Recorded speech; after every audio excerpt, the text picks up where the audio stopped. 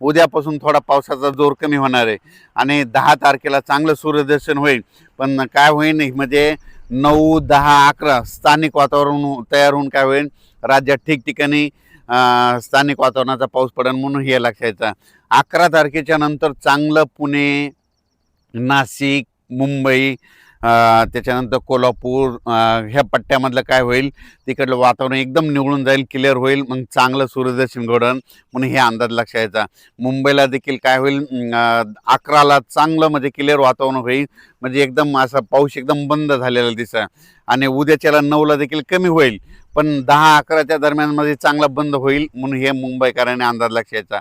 आणि राज्यात इतर परिस्थिती बघितली तर पूर्व विदर्भ आणि पश्चिम विदर्भ तर 6-11 जिल्ह्यामध्ये आज देखील काय होईल तुरळक ठिकाणी पाऊस पडेल, म्हणजे सरी येतील म्हणून हा अंदाज लक्षात घ्यायचा। फक्त काय झालं महाराष्ट्रामध्ये लातूर जिल्हा, धाराशिव जिल्हा, सोलापूर जिल्हा ह्या आणि बीड जिल्ह्याचा इकडला पश्चिम आपला दक्षिणचा भाग ह्या भागामध्ये काही भागामध्ये पाऊस पडलेला नाही।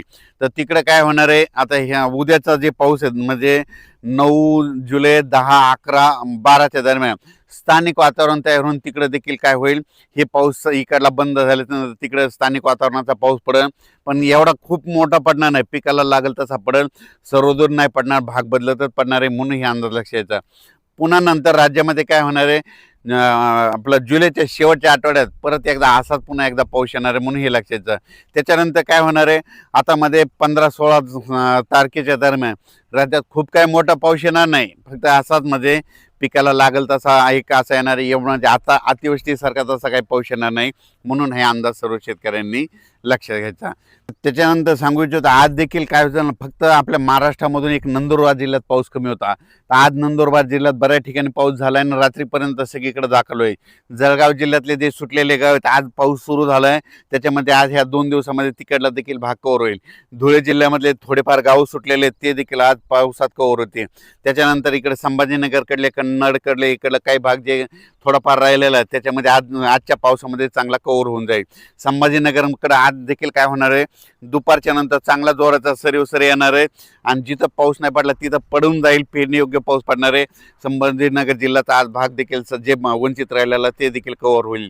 जालना जिल्ह्यातला जे काही उर्वरित भाग राहिलेला आहे ते देखील आजच्या पावसामध्ये काय होईल कव्हर होऊन जाईल। पण राज्यात मात्र फक्त 2-3 जिल्हे आहेत, लातूर जिल्हा झालं, धाराशिव जिल्हा आणि सोलापूर जिल्हा, तिकडे पाऊस कमी पडलेला। पण काय होणार आहे आता हे 9 जुलै ते 11 जुलैच्या दरम्यान तिकडे देखील स्थानिक वातावरण तयार होऊन भाग बदलत विखुरलेल्या स्वरूपाचा पाऊस पडेल, पण तिकडे देखील पेरणीयोग्य पाऊस पडेल म्हणून हे लक्षात घ्यायचं।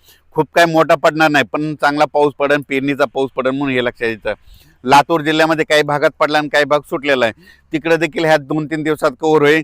त्याच्यातून जर काही जर उरले तर त्याच्यानंतर काय होईल 15, 16, 17च्या दरम्यान एकदा थोडा पाऊस येणार आहे त्याच्यामध्ये कव्हर होईल आणि त्याच्यातून जर काही जर राहिले तर पुन्हा काय होणार आहे जुलैच्या शेवटच्या आठवड्यात पाऊस येणार आहे म्हणून हे लक्षात घ्यायचं। आणि शेतकऱ्याला सांगतो शेतकऱ्यांना घाबरू नका, ऑगस्टमध्ये देखील असेच 2 मोठे पाऊस पडणार आहेत म्हणून हे देखील लक्षात घ्यायचं। एक पहिल्या आठवड्यात येईल ऑगस्टच्या आणि एक शेवटच्या आठवड्यात येईल, पण सप्टेंबर ऑक्टोबर मधला परतीचा पाऊस धुमाकूळ घालणार आहे म्हणून हे देखील सर्व शेतकऱ्यांनी लक्षात घ्यायचं।